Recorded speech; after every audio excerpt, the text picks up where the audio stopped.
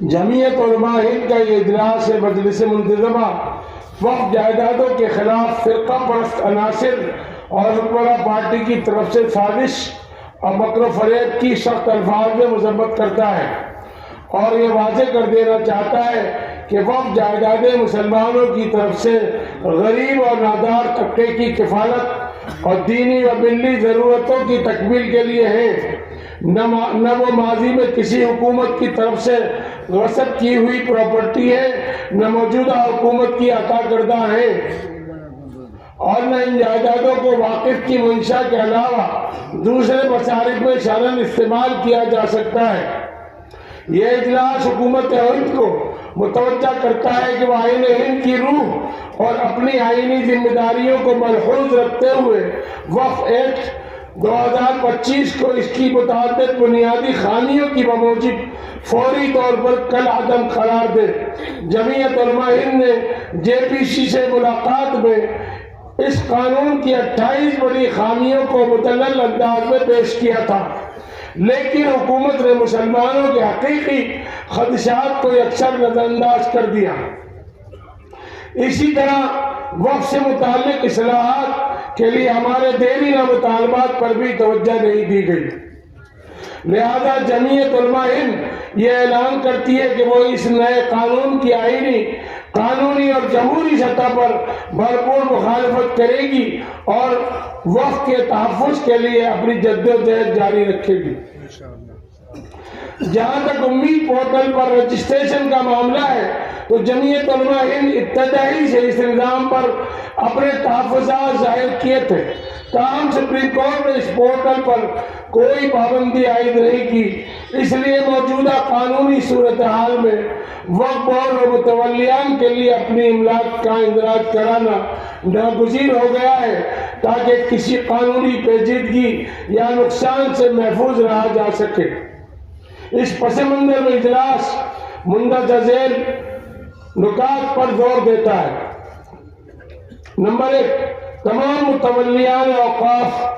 اوقافی اداروں اور ذمہ داران سے بھرپور اپیل کی جاتی ہے کہ وہ اپنی وقف املاک کا اندراج بروقت امید پورٹل پر مکمل کریں تاکہ مستقبل میں کسی قانونی یا انتظامی رکاوٹ کا سامنا نہ کرنا پڑے۔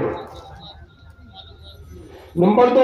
حکومت ہند سے مطالبہ کیا جاتا ہے کہ رجسٹریشن کی آخری تاریخ میں کم از کم 2 سال کی توسیع کی جائے تاکہ تمام متعلقہ ادارے اور متولیان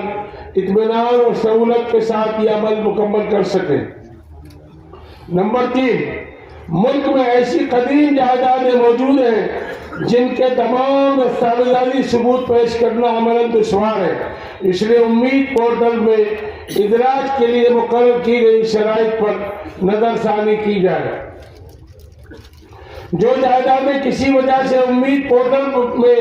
درج نہ ہو سکے انہیں بدستور اوقاف کی ملکیت ہی تصور کیا جائے۔